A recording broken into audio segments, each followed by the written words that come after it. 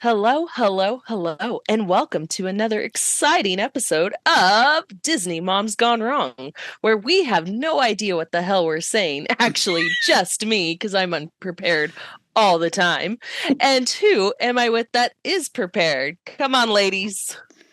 Well, I'm pretty sure Diana's prepared, but I'm like a meh prepared because that's just how I roll. Susie is your mid prepared mom. So listen, We're a scale, guys. we are like, how are you feeling today? How prepared are you today? Are you Diana? Are you Susie? Are you Sarah?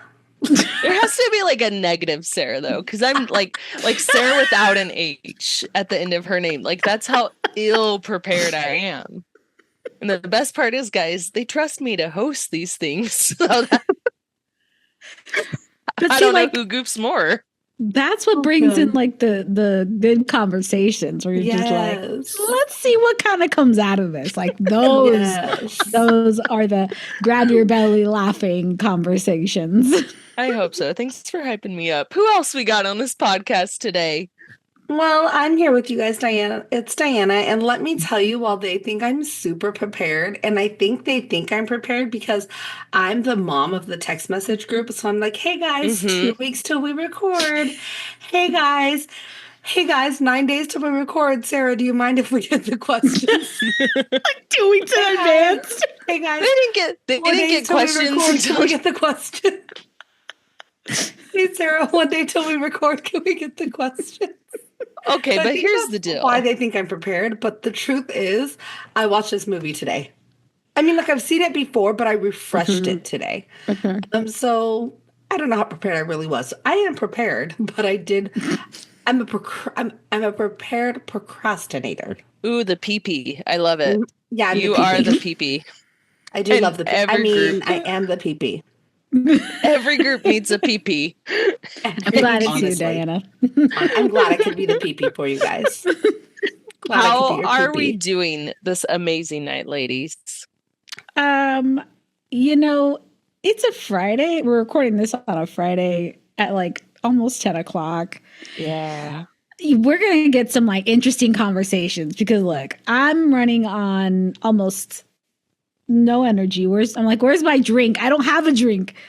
This is a problem. Hold on. That's a missed opportunity. You yell at Jonathan right now. Jonathan. She said, bet. Yeah, she said, I'm going to grab a cocktail. Diana. She's leaving. She's leaving. She is. Diana, how are you tonight? Skull candy headphones back in. Right for right, left for left. Look at you go. I am doing good. I had a Dutch Bros. I'm still tired and can't stop yawning. So I think that's like the real like test of being a mom. Here I am. Nothing works. I worked a long day today, but it's Friday and I work in education, so I'm off the next 2 days. So I'm here for it. Ayo, that's the real move. So I'm good.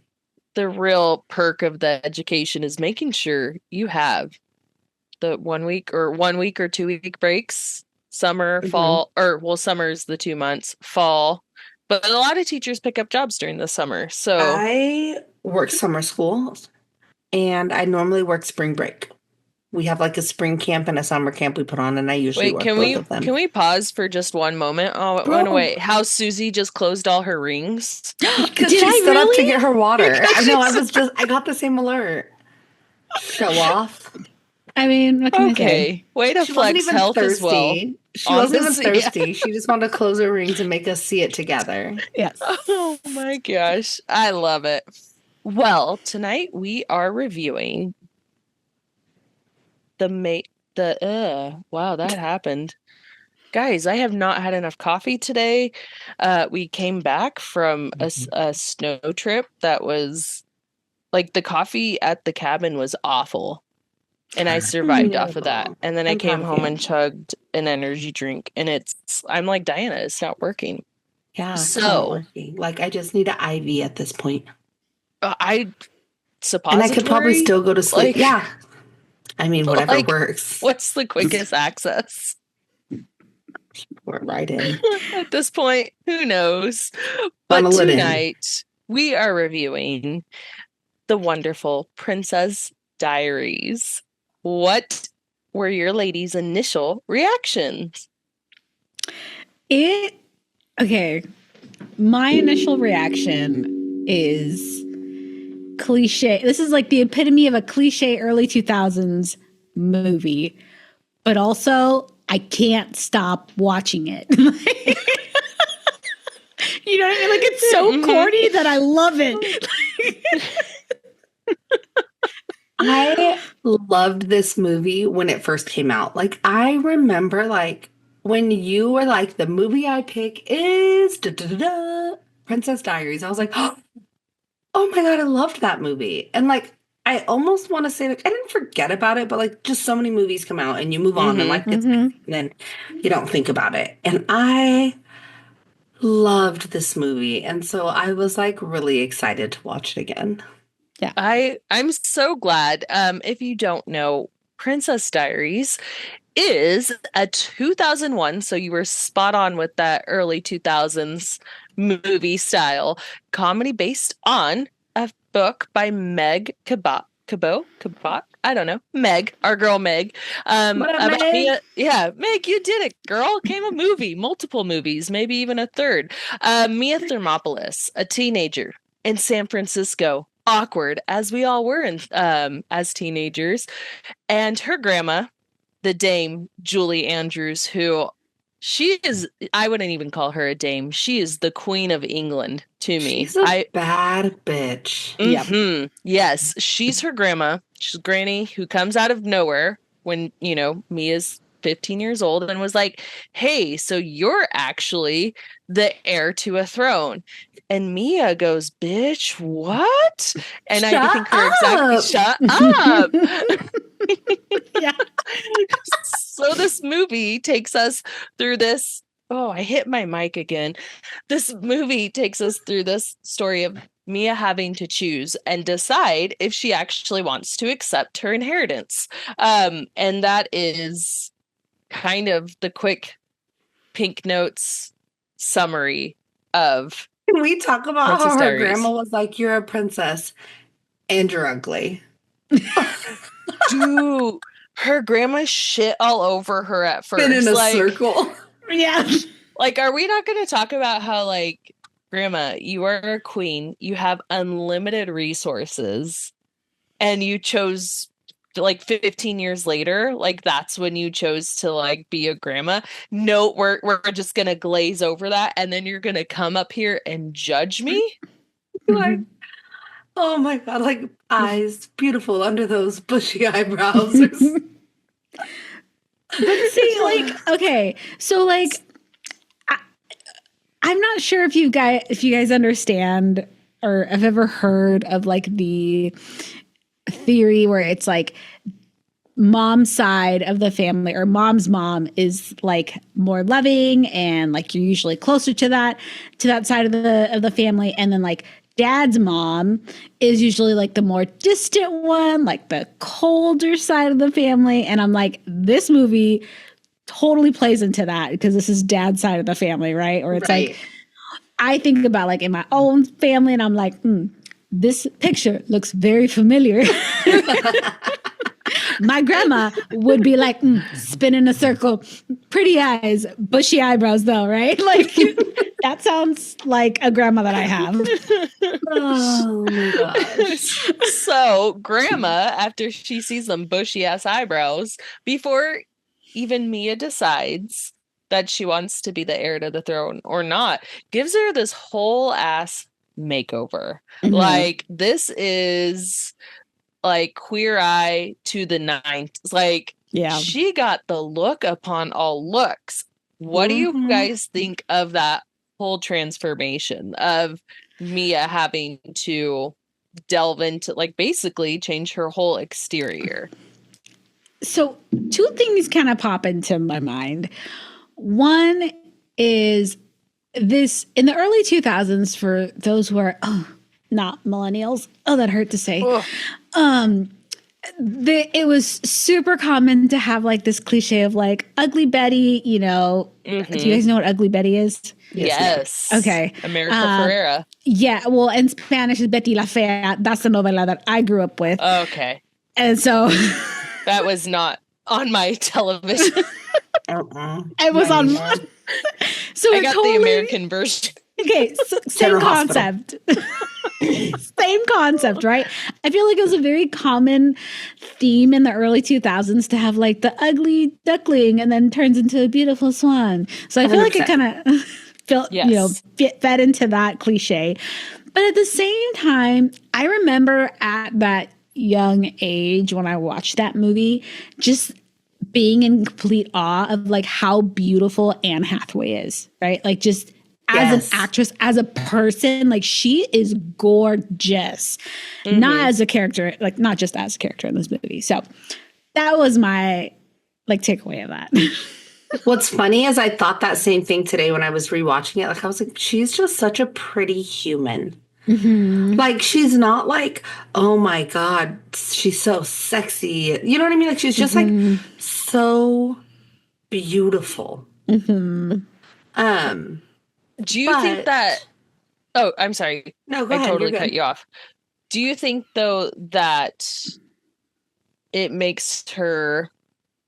So she got the transformation, right? She got to her big glow-up moment, her big queen moment, to be beautiful on the exterior, right? We all think Anne Hathaway is stunning, right? Right. Bushy eyebrows, curly frizzy hair. We thought, like now watching this movie as adults, do you think that made her, by accepting and embracing that, do you think that made her more like, how do I want to say, where it's more of like vapid, I guess, where like she felt like she had to change to be accepted? Or do you think sometimes it's just that nudge of like, a friend who comes along and was like, hey, honey, like blue and purple do not, like, they don't match. Let me help you.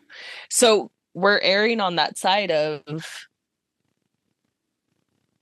could it be that Mia felt like she had to change to be accepted? Or is it, hey, let's help enhance what you already have? Well, I don't know that she felt like she had to change to be accepted, because I don't feel like she had a choice. Mm-hmm. Like, it wasn't like she was like, oh, I want to go on a date with the popular guy. I have to be pretty to do it. Did that happen? Absolutely. But she was kind of forced into this, like, you know, while you decide if you want to be a princess or not, you have to look the part. Mm-hmm. But she did maintain it, though, throughout the movie. I mean, I know it's like an hour and a half movie, but like, no, you correct. have like a choice. Her hair was straight every day. Yeah. I think it's a combination of both. I think at the beginning of the movie, it was more of like wanting to be popular, wanting to like fit in, typical things that you would see like of high school age kids. But I think once it got to, like, I can't tell you like what part of the movie where it clicked for me, but I think at some point in the movie, like there was a spur moment of maturity, and this maturity meant accepting new responsibilities as queen or potential queen of or princess, Genovia. Of Genovia.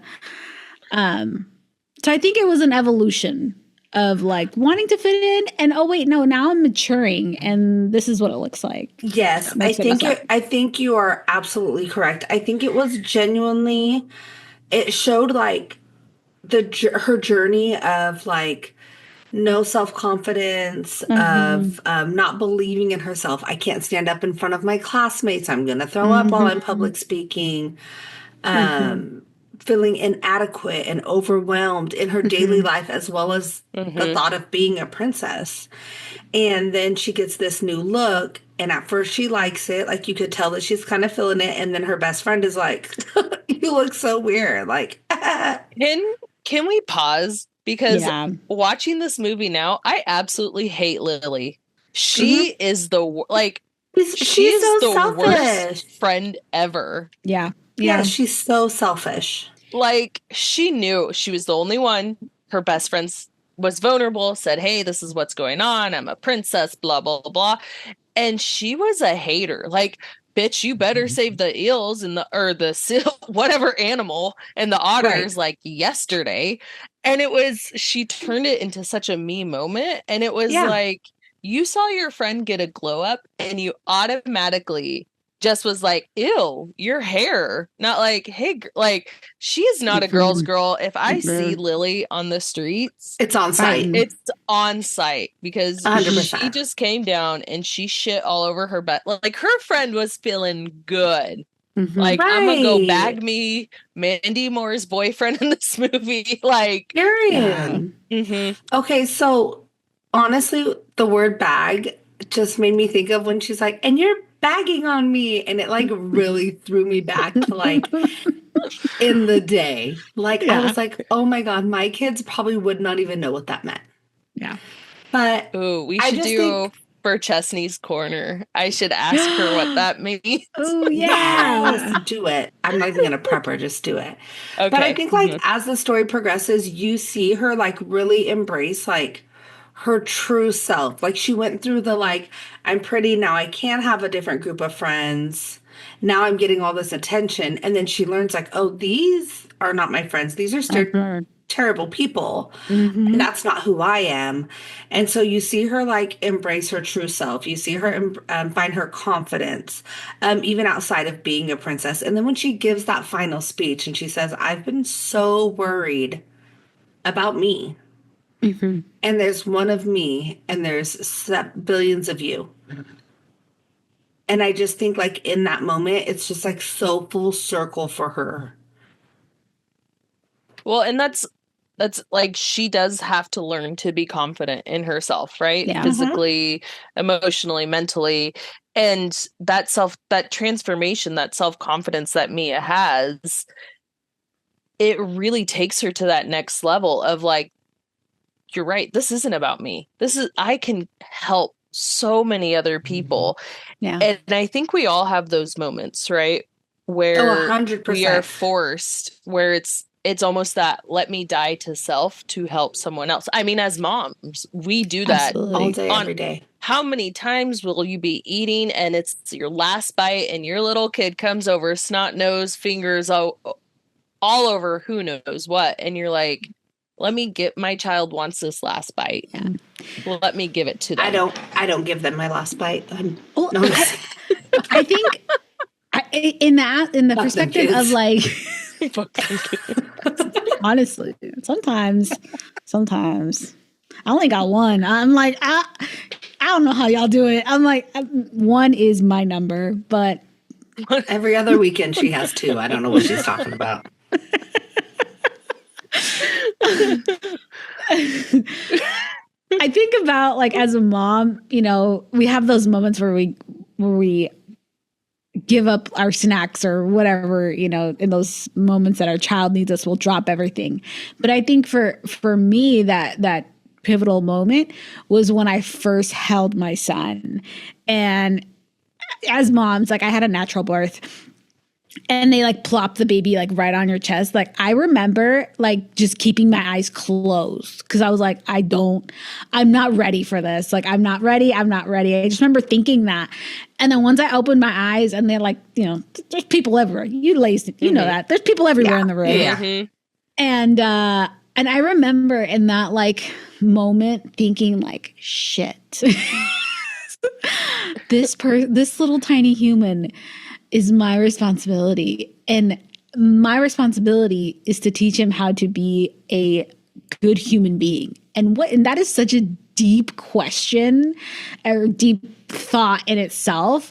And that propelled me into, you know, an evaluation of myself as a human and how do I see myself and how am I helping other people and how am I helping myself and all of these different things. So I think as a mom, comparing the story or the plot line to this movie, I could see it just being that journey of like, okay, parenthood is not linear, obviously, and everyone's journey is different. and I'm not sure if I'm making any sense here.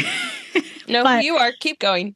But I do think that it's as long as your journey is going in an upward motion, meaning that like you are always constantly bettering yourself, and it's not like, oh, today I'm better, tomorrow or yesterday I did really bad. You can never go negative is what I'm trying to say. Like you're always moving in a positive direction. Like even though you feel like you're like really shit in the bed or whatever, it's not as bad as it really as you think it is, really.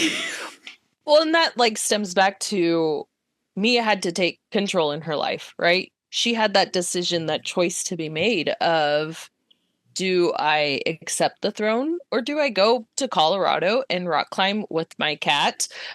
Which again, she was 15 trying to think she can up and do that. And you, Susie, you mentioned that you found that moment where you had to take that control when Marco was placed on your chest. And that's such like a beautiful moment of realization where it's like, I have a decision to make, and my decision is going to affect the others, other humans, other people, because it's all about building that spider web. You are the center of your own life, and you branch out and you build out and you make those decisions. Diana, was there ever a moment where you were like, okay, I have to take control of my own life? Like, have you, or do you feel like sharing a moment that you've had where you had that choice in front of you? I mean, absolutely. I have like the moments like Susie, like I have 4 kids, like each time you're like adding to the plate. But I mean, I think that the most recent time for me that I really had to stop and reflect and quit thinking about me was when my marriage fell apart. Like it was me and my children left the house in the evening, and I had to decide in that moment, like, this isn't about Diana. How is this affecting my children? What do I want my children to see from this situation? What do I want them to learn? What are they already seeing? If I go back, what will that teach them? I don't want to damage their self-worth. I want them to have input. And I think that like that moment of reflecting, and it didn't take long. The situation had to quit being about me. And it was, of course, I wanted my marriage to work. I would not have got married if I didn't. Of course, I wanted my family to stay intact. But the situation was not having a positive effect on my mental health or my children's. And so, like, that was my, like, I keep saying me, I want to stay. I want my family together. I want whatever. And then I had to stop and go, what's it doing for everyone else? It's not, and honestly, that includes my ex-husband. Like, what's it doing for him too? Like, we were having issues, and I wasn't the only one affected by it. Everyone was. And so I really did like have to just go, for everyone involved, what has the most positive impact for them? That was my aha moment.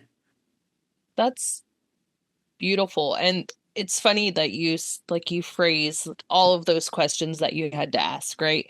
But in reality, that was a heavy decision you had to make in a quick moment, right? Yeah. And we're faced with those on a continuous basis. I mean, some of them more heavier than others. But as moms, we have to be quick on the pickup, where it's these decisions, we don't get that glorious, amazing transformation, that makeover, that glow up where we get 6 to 8 months to decide, a beach party with the Lana bananas, like all singing. And we're like, Plant a we, banana.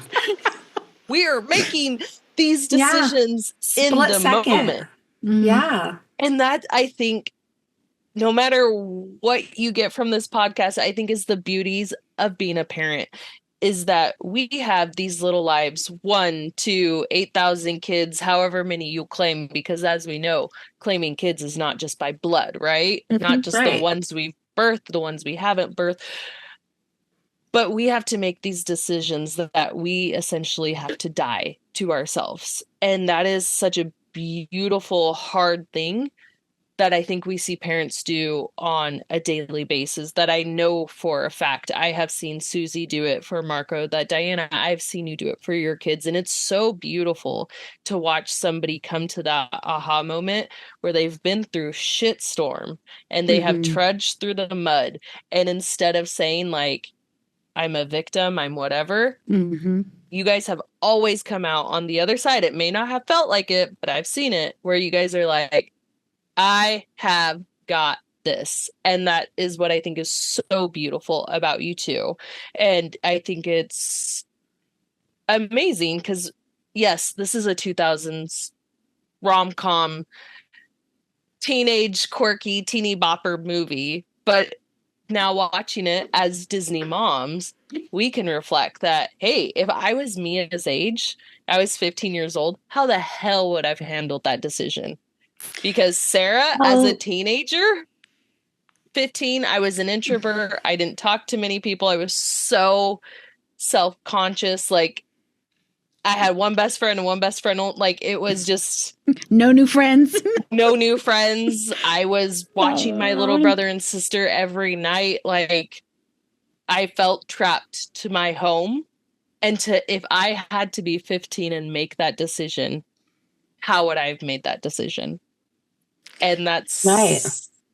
I probably would have said no. But then I also want the glow because I did want to be rich. Like when you grow up poor, you're like, hey, I'll take it all. Literally. Now, let me tell you, I don't know if you guys know this, but you actually are podcasting with royalty. What? Ooh. Because I have actually been requested to be a princess, and I was. I did it for my family and my culture. I sacrificed. Oh, you know what wow. I mean? Thank you. So you have a better understanding of what Mia went through. Yeah, like I totally us, understand what she went through. Like I had to like. And how old were you when you made this decision? Okay, I was older than 15. Okay. No, for the sake of this podcast, you were 15. I was freshly 15. It was 2 days after my 15th birthday. It was your grandma that came out of nowhere. It was my grandma. She came out of nowhere. And she was... This was written about your life. It's crazy. I'm still getting royalties from it. It's fine. Take us to Disneyland on those royalties. Please. Do you know what really got me during this movie? And I don't know if you guys, like, if it even was something that would have affected you. But in this movie, they straighten her hair. Yes. And, like, it's like, oh, my God. Well, in the early 2000s is when, like, I learned about hair straighteners. So, like, and I have, like, straight hair, but it's, like, kind of naturally just a tangly mess, like, wavy.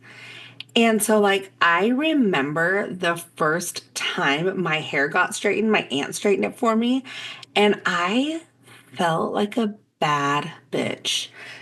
And honestly, that's what I think of when I watch this. And, like, you do see her confidence change with her looks. But honestly, when I put on makeup, I'm a whole different beast than when I don't. If I'm feeling depressed, you guys, like, genuinely going through my depression, like, oh, if I can put on makeup, oh, we getting through today. Like, it's a good day. Like, and that's my challenge to myself. Like, when I am, like, genuinely feeling fairly depressed, like, I, like, in the morning, I'm like, Diana, just get up and do your makeup.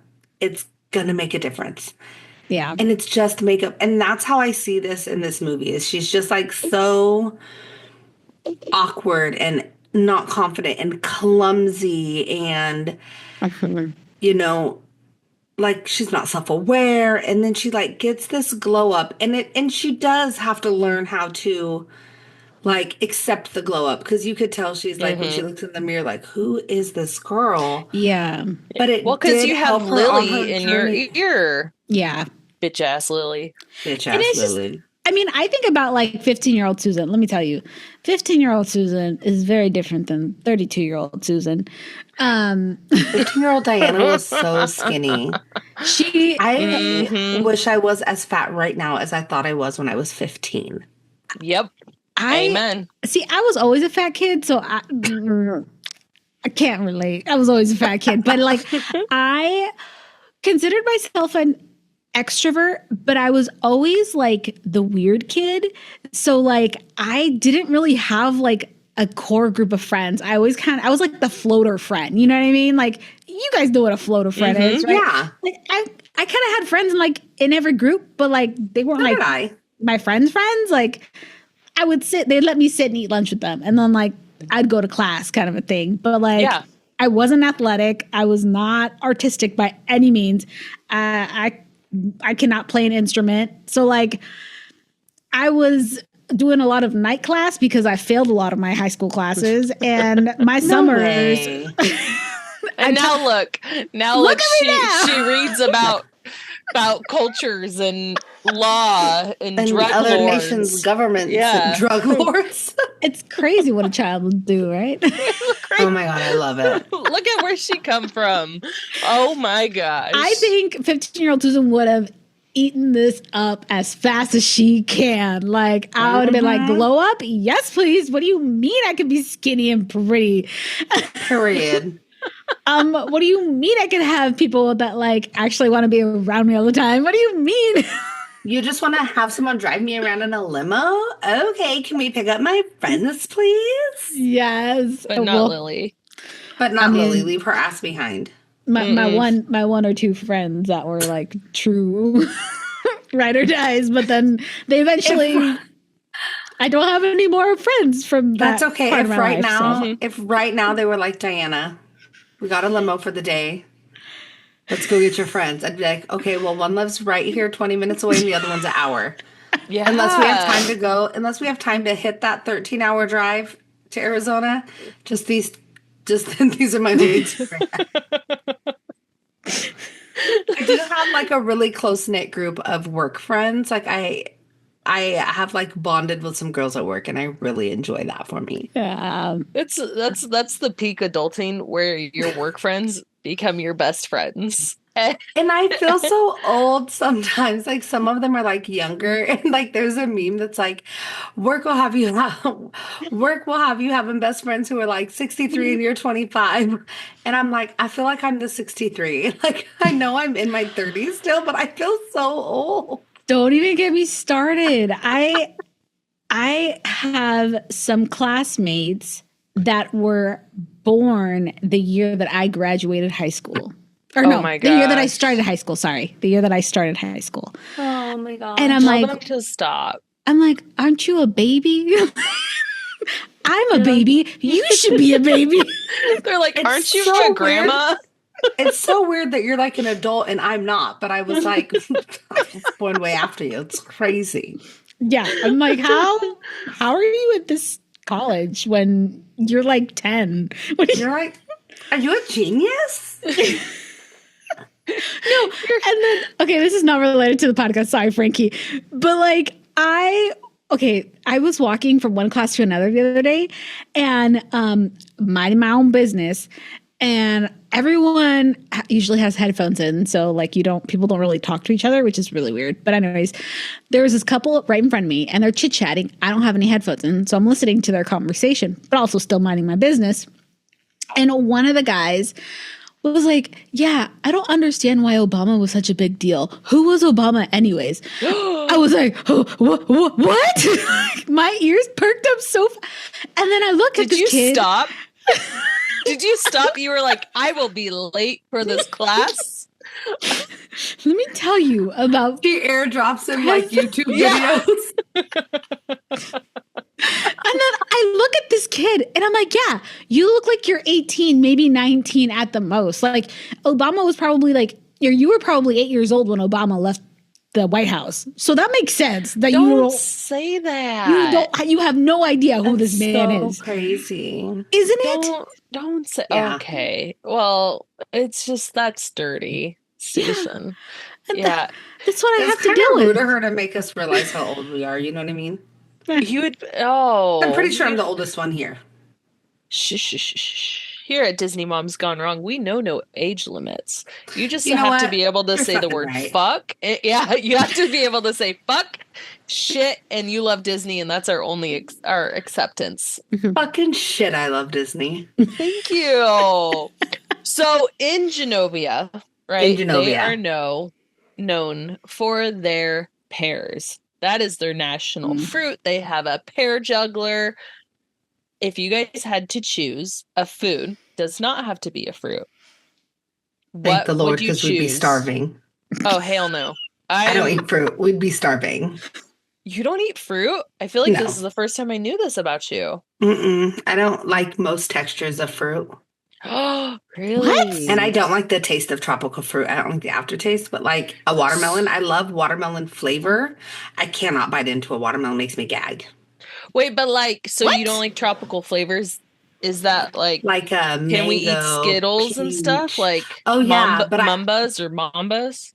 But not if it's like I cannot mess with like peach or mango. What candy do you eat? I'm concerned. Cherry flavored candy, strawberry flavored candy. Oh, I forget about this fruit. Okay. So like lemon. Fresh fruit though, like actual, like non-artificial inserted into candy. The texture is I can't. I can't. What about like blended? No, it's nasty. Ooh, wow. She said it's nasty. I don't. I'm a texture girly. Like I'm trying. So like my totally off topic, but like my nutrition goal that I just wrote down, that I'll probably start in like 2 weeks is every week to try a new fruit, like to reintroduce a new fruit. Okay. And try it. You remind me of that. Oh gosh, I'm blanking on his name. The guy from Survivor, where he's like, yeah, I haven't had much fruit in my adult life. And like on Survivor, he's like trying kiwi for the first time. And I'm like, what is going on? No, that would be me. I've never had a kiwi. Oh my gosh, I love kiwi. Okay, so then what would be your national food? Okay, so listen. In Diana Land. In Diana Land, I have 2 written down. I'm trying to decide which one. So if I'm going to be put on the spot, it's going to be... Okay, I'm going to say churros. Oh, I love churros. And I'm going to say churros because when you say churros to me, I picture Disneyland. So I'm thinking Disneyland churros. And then I'm thinking like holiday churros, seasonal churros, food and wine festival churros. And so like for the different like seasons, like we would serve different flavors of churro. I love that. You're dynamic and evolved. Yeah. That's why you're the royalty among us. You know what I mean? Because like, I didn't think that far. I'm very elegant and classy, and I wave like this. Dame Diana. That's where we're coming. Hi, thank you for coming. Hi, guys. Welcome to Disney Mom's Gone Wrong podcast. We have Diana Sussex. Sussex. If Princess Diana. Princess Diana. I didn't know you were interviewing Princess Diana today. Damn. Susie, what would your national food be? So, I'm torn between 2. Honestly, 2 of my favorite fruits are tropical fruits. I absolutely love coconut, but I also love guayaba. Ooh, okay, but just the way you say it, national fruit. But see, there's pros and cons to both fruit. I absolutely love the taste of both of them. But like coconut, it has to be like tender coconut. Because sometimes you get like the hard, chewy coconut and that's like, no, thank you. So nice, tender coconut. I've never seen anyone eat a coconut unless I'm watching a movie. What? And even then, they break it open and they drink like the little bit of water. I've never seen anyone like, oh, I'm going to the store to get fruit. What do you want? Ooh, get me a coconut. Never. Hold on. Go to Susie's house. Literally Wait a minute. Never. The fruit stands that are like on every single corner and or Walmart parking lot. They have coconuts? Absolutely, yes. Never seen someone get a coconut. You can I feel like we have to go on a field trip. Yes. And you can get the coconut water. Usually it's like $1 or $2. Coconut's nasty. I don't drink coconut water. Oh. The only coconut I use is coconut oil in Huck's hair. Yeah. Oh, and my tanning spray smells like coconut, and I really like the smell. Yeah. So can we introduce this as a segment for every show? Like, dedicate 2 minutes to the fruit of the week by Diana. I love it. And I want to hear how it goes. Maybe a video 100%. attached. Yeah. We Okay. might need a video. That's Yeah, fair. we might need to live stream it. I'll try it here, like with you girls. You guys can witness it. The polite bite. Oh, that's beautiful. That's beautiful. Okay, what's your second one, Susie? Guava. Guava. It's the green guava, not the yellow guava. Usually There's different colors. Okay. Yeah. It's a rainbow. It's green or yellow. I prefer the green ones. Green ones are just like a little bit more crunchier. And it's a texture thing too, because once they're yellow, then they're too like squishy, and I don't like it like that. So, but it's diverse. It's a diverse fruit. You can have it as is. Growing up, my mom would, if it was green, she would chop it up and put like lemon and salt on it, maybe some tahini, and just eat it all up. And growing up, I lived in Mexico for like a couple of years. In our front yard, we had a guayaba tree, and it smells amazing. It just, every morning on our way to school, you could just like, smells like guayaba. Delicious. I love it. So that's fun. I love that. So like, I was like gonna go fruit for my national. What? Like, if I had to pick fruit, because I love fruit. I'm a big fan of fruit. I'll eat it all day, every day. But like, I am a hearty girl. Like, I need protein. I need meat. I like my national food. Like, if we're branching off from fruit, it would be like carnitas or tri-tip. Like, that would be our national food, and we would eat it all the time.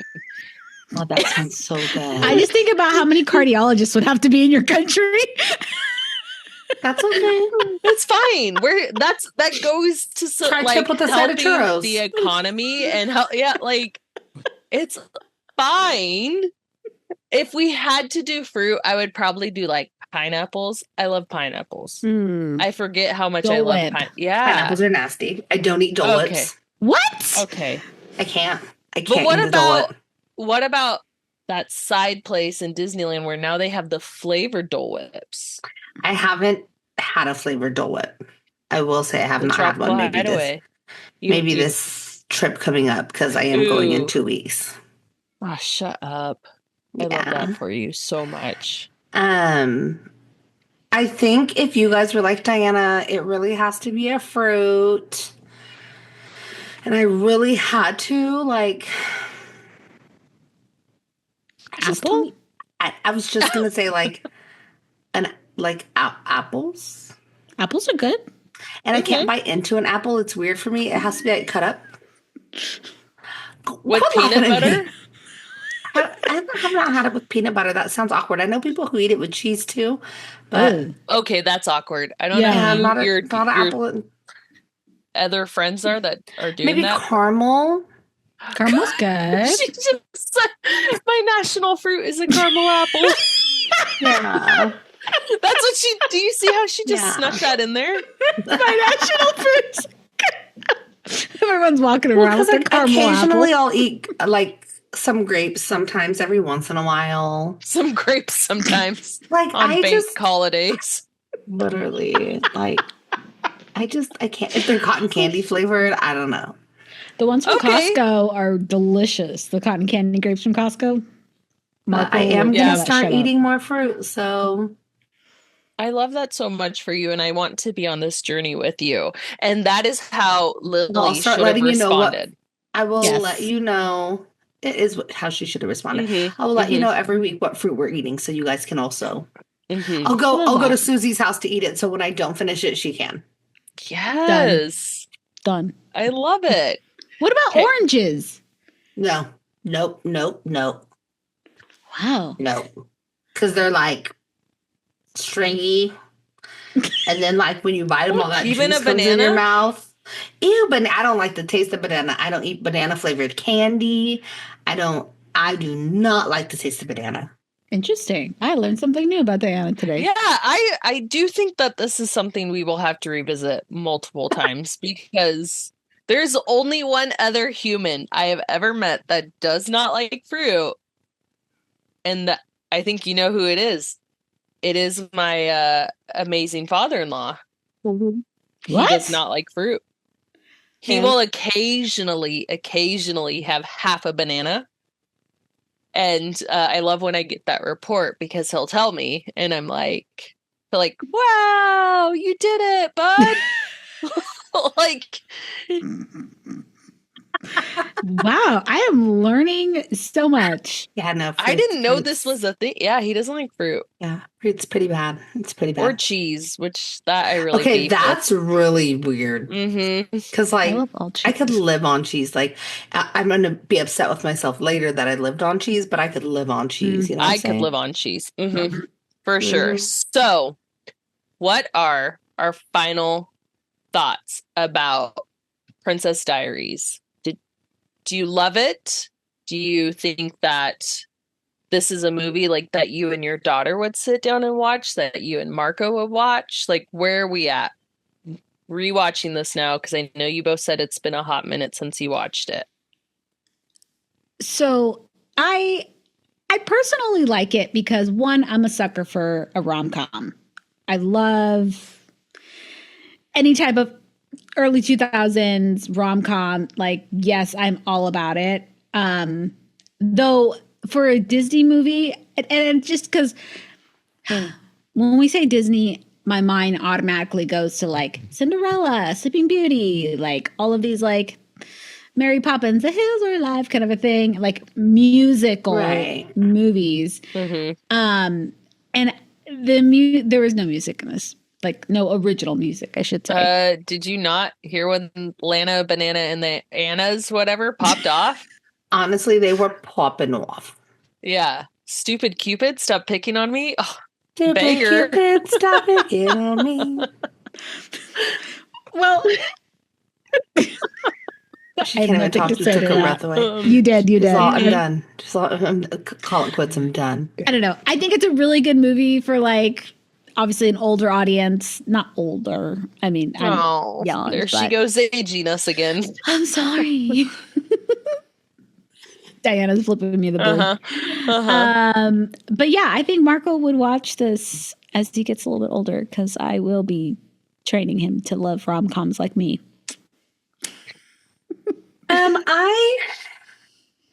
I forgot how much I love this movie, but I think one of the things I really love about this movie is like the innocence of it.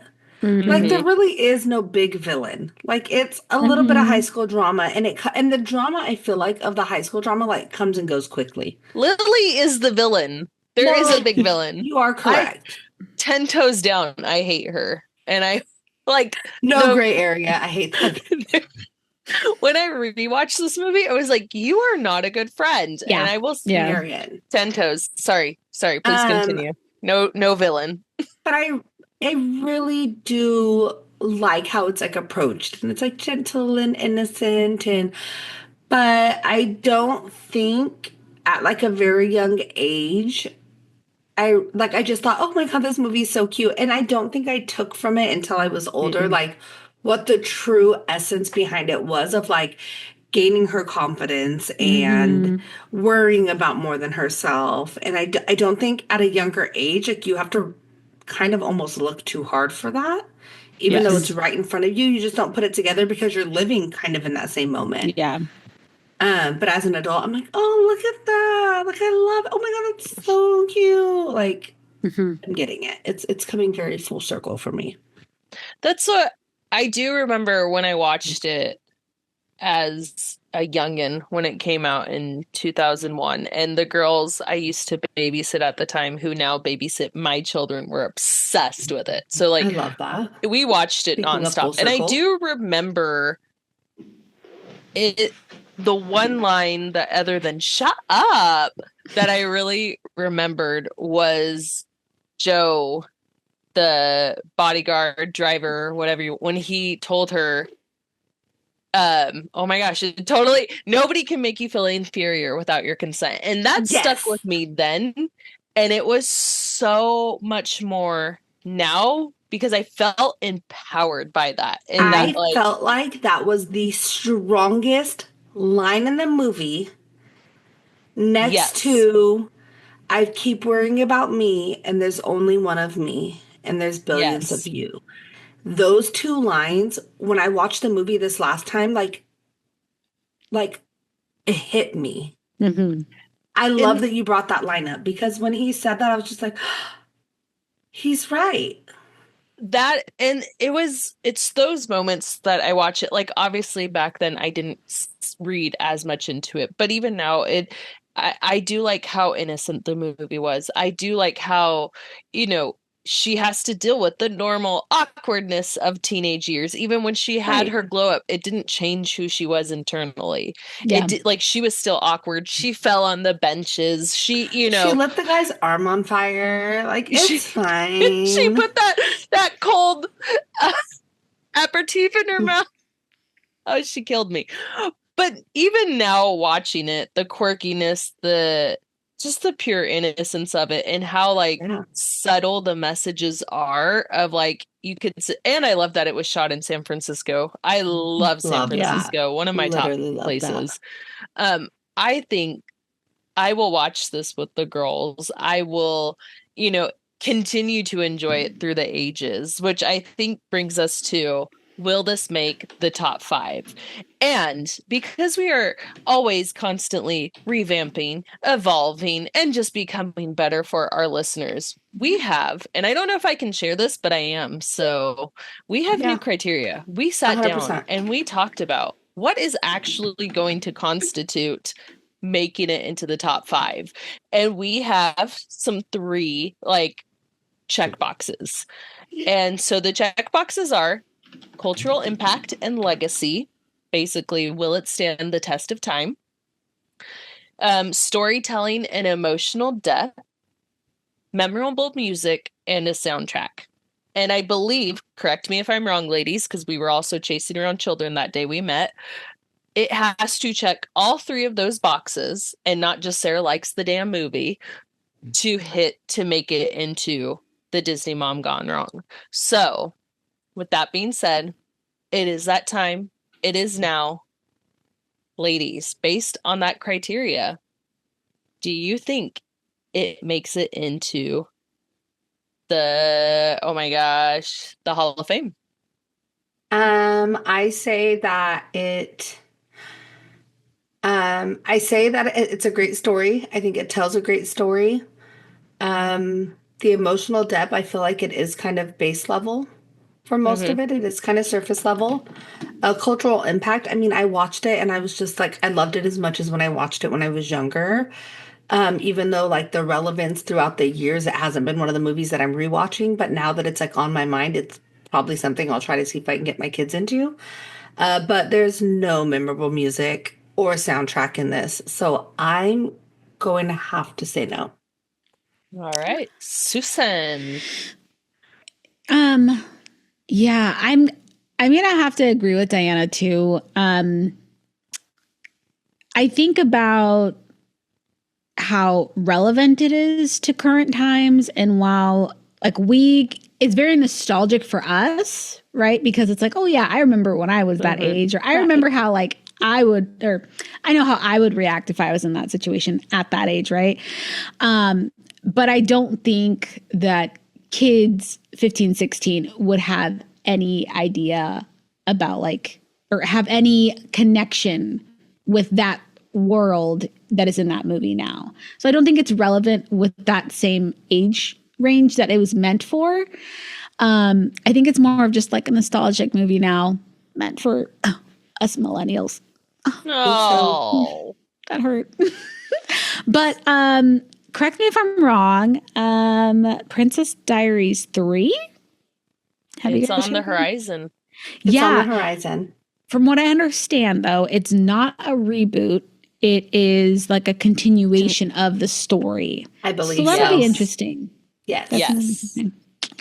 And I think, again, that's where we'll hit that nostalgic. Will it probably be good? No. Will it probably just go straight to Disney Plus? Yes. That is the new Disney original movie. Like, that's what Disney Plus You're is right. now. It is. So, I mean, all of those facts, I do agree. As much as I love this movie, like, I think it is iconic in so many ways. Like, you have the M&Ms on the pizza. You have her, I think it was trending the past 2 Halloweens, just the button up with her glasses and the headphones.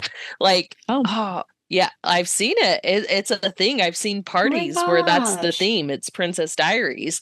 Oh my God, I love that. So as much as I think, and I love it, and I love Julie Andrews, I love Anne Hathaway, it does not make it, because we're being strict. We're being adults now. Yeah. We have to follow their criteria. We're being decisive. Yes. Yeah. This is not in the Hall of Fame, guys. We're back. It's not in it. Movie number 1. It's out. Not in. We're thugging it out.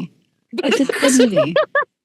Susie, our guiding light. She's like, but we love you. You just got cut. We're sorry. She's the one that will positively fire you. It's like on The Voice when they turn around and nobody turned their chair, but at the end they turn around and they're like, we just think if you come back next year and you sing a different song, I think we'll turn for you then. Oh, listen here, Princess Diaries. Princess Diary theory, you just come back next year with a better soundtrack. Yeah. And maybe we'll turn for you then. Bring some original music. Yeah. None of this. No. Well, you know what, you guys? It has been real. Guys, we're back. And this was just the tip off. This is just the tip, guys. Not the full tip, you guys. Not the full enchilada. That's just the tip. Next week, we have... next episode week. I don't know when these get posted. They come on. But we have our phenomenal Susie. And Susie, what is our movie going to be? That's a very good question. Our next movie is going to be Moana 2. And from what I've seen on Disney Plus, it's on Disney Plus. I think it releases next Tuesday. So we're perfect.